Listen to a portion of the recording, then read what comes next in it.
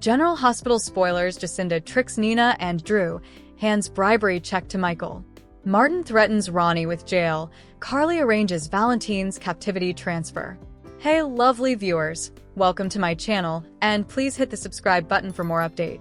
General Hospital spoilers: Jacinda tricks Nina and Drew, hands bribery check to Michael.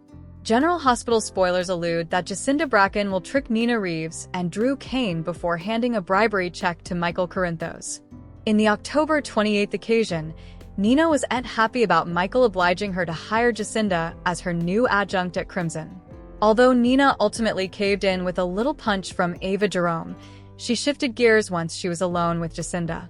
Nina assumed Michael must be paying Jacinda to be his justification, so she exulted about her own wealth as she went digging for her checkbook.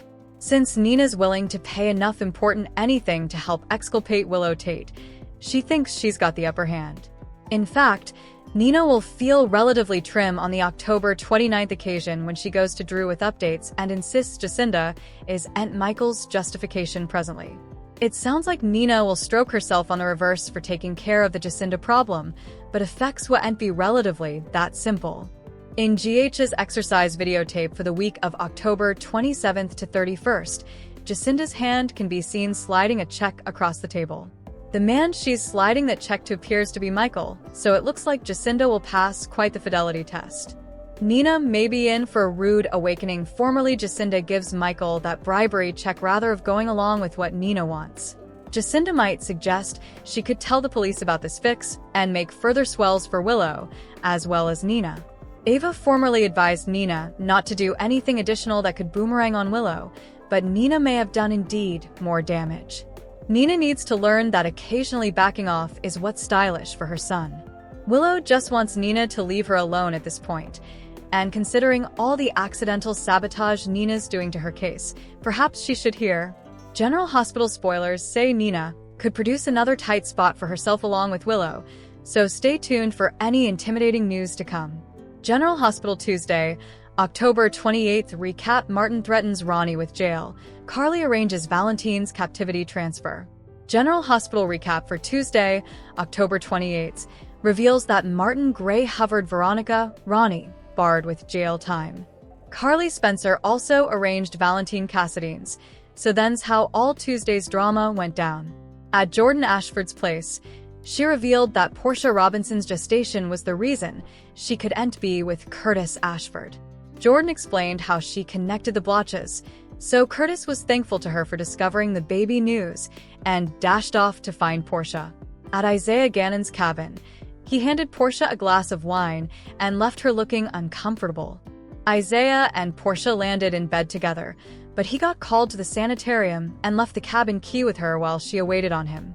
Once Isaiah made it to General Hospital, Curtis ran into the croaker while he was there on his Portia hunt. In Anna Devane's office, Jack Brennan said her request to visit Valentine Cassidy had been denied. Anna still wanted to team up with Brennan, but lack of trust was still a problem for him. That said, Brennan did offer up a little word from Valentine since this was indeed a Faison-related design, and there was a connection to Jen Sidwell. At the Metro Court, Jason Morgan brazened Carly since she'd been avoiding him. Carly played down that idea before facing Jason's questions about why she hadn't revealed anything to Jocelyn, Jax, or Brennan. After Carly refocused out that Jason told her not to, he was skeptical that Carly would actually hear to him. Carly eventually claimed that Joss wouldn't hear to her moreover and suggested she'd just end up driving her son down.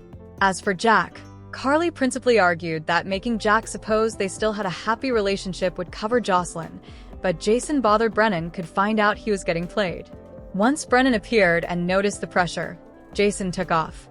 Brennan quizzed Carly, who admitted Jason was still giving her an earful about her swain. Jack scrabbled to find out if Jason had told Carly anything specific, but she acted like he hadn't. Talk turned to Lulu Spencer not letting Charlotte Cassidy have any further visits with Valentine. Carly claimed it was because the Switzerland passages were too far and would be disruptive to Charlotte's life. Still, Carly suggested there was an easy fix that would allow further Charlotte visits, so Brennan could pry further word out of Valentine. All Brennan had to do was get Valentine transferred to a WSB captivity near to home. Meanwhile, Jason showed up in Anna's office and claimed they had to get Jocelyn out of the WSB. Anna didn't view that as a possibility, but she did suppose they could maybe make sure Jocelyn worked under someone differently who didn't give her similar dangerous operations. Anna also gave Jason updates on what she'd learned from Brennan about Sidwell's link to Faison's design.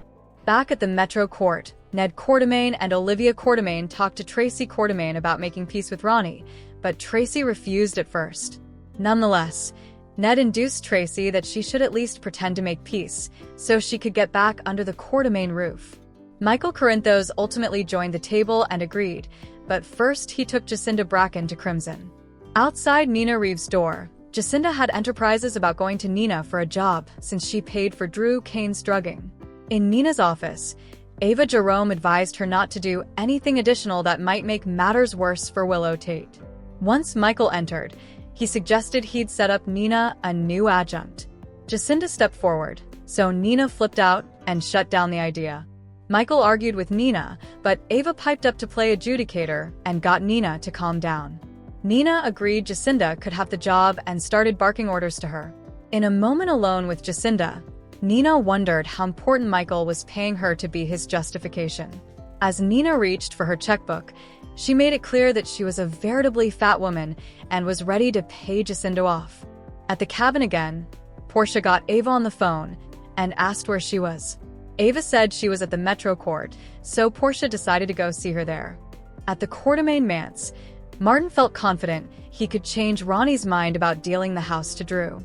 Once Martin was alone with Ronnie in the living room, she snapped at him since someone could discover their alliance.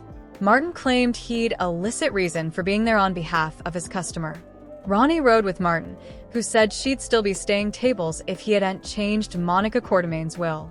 Although Ronnie hadn't been open to the idea at first, she had called Martin back to move forward with the plan after meeting Awful Tracy. Indeed so, Ronnie didn't want to vend the house to Drew, and felt all this had gone too far. Martin argued that he kept his own hands clean, so Ronnie was the bone who could end up in captivity for fraud. After Martin reiterated that Ronnie demanded to vend the manse to Drew, he was gone by the time Michael, Ned, Olivia, and Tracy arrived. Once Tracy pretended she was ready to make peace, Ronnie backed her up on the idea of everyone demanding a fresh launch. After Ronnie admitted she was dealing the house, that advertisement transferred shockwaves. General Hospital spoilers say Ronnie and Tracy have another heated battle coming up, so don't miss what's in store. Thanks for watching these videos. Please hit the subscribe button for more updated news.